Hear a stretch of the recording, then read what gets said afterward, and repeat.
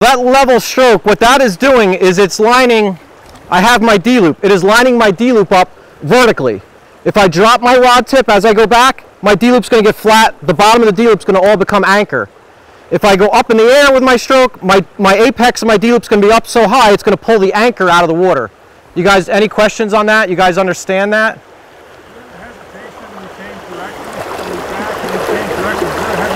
If I were to change direction, like do a double spey or something? There is a hesitation.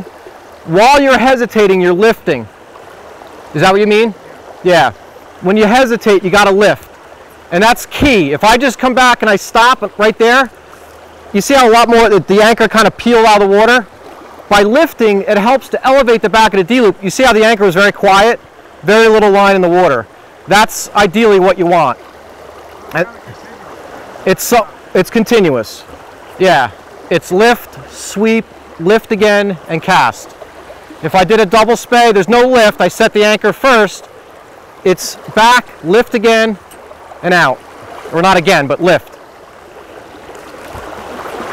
So back to our switch cast here. I lift, I bring the rod down with an acceleration, I stop here. We talked about this as being our stop point for a roll cast. It's also our stop point for all of our spey casts. This point is what I call 4:30. If I'm casting this way, that's 12 o'clock. Here's 3 o'clock. 4:30 is where the rod's facing. Okay, 3, 12, 1, 2, you guys get that, right? It's like a clock facing this way.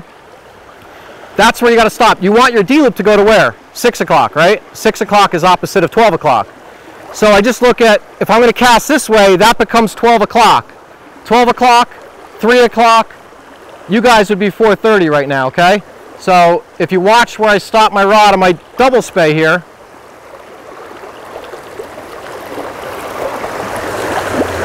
okay, that's 4:30. You could see the D-loop was lined up at 6 o'clock opposite where I was going to cast. Always need the D-loop to be opposite. You see the top half of the D-loop right there? That's what loads the rod. It's this section of line here from the tip of the rod to about the middle section of this belly. That's what loads the rod, this top half of the D-loop. And that has to line up with your target.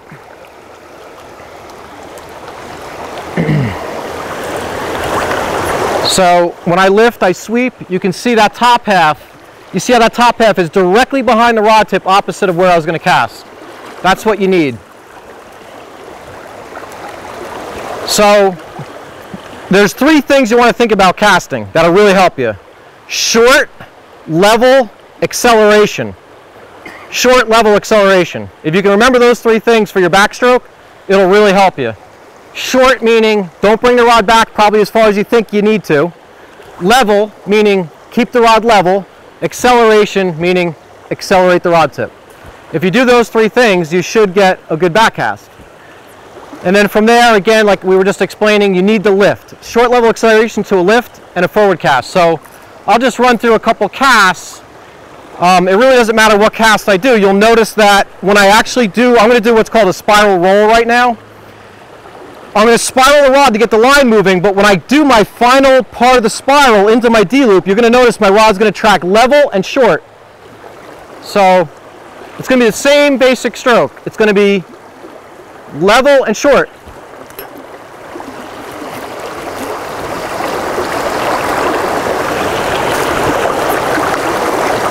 Level and short, lift the rod, and cast. So it's all basically the same in terms of the backstroke, level and short.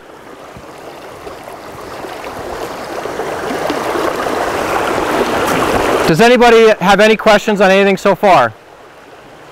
No? So short level acceleration, lift the rod. So that's the basics to spey casting. What you want to make sure is that your rod tip is never above your head, never high in the air out in front of you. So if I were to do a cast right now, my rod was up here, the cast is already wrong. There's no way to make a spey cast. This rod should never go any higher. When I sweep, that rod should be really no higher than that.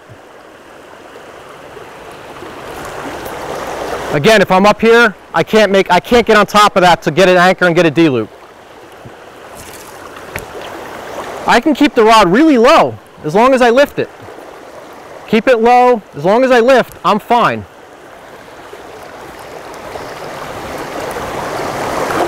Low, up, and out. So it's always low to high, low to high, low to high.